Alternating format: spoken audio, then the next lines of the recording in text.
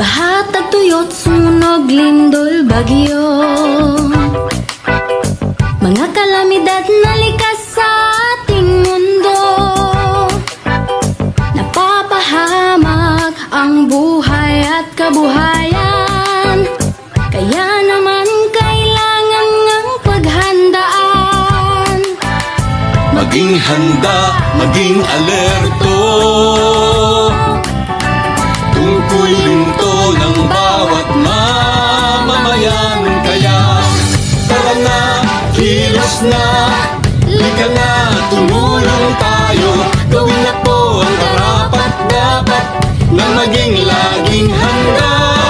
Tara na, kilos na, lika na, tumulong tayo. Gawin na po ang karapat-dapat na maging laging handa.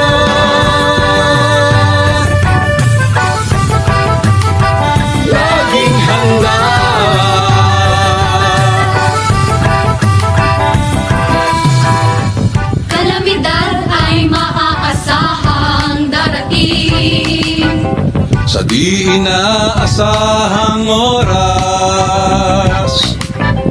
Kaya naman hindi na dapat hintayin. Unahan na habang di pa natataranta. Maging handa, maging alerto, tungkulin to ng bawat mamamayan. Kaya tara na, kilos na, lika na, tumulong tayo. Gawin na po ang karapat-dapat na maging laging handa. Tara na, kilos na, lika na, tumulong tayo. Gawin na po ang karapat-dapat na maging laging handa.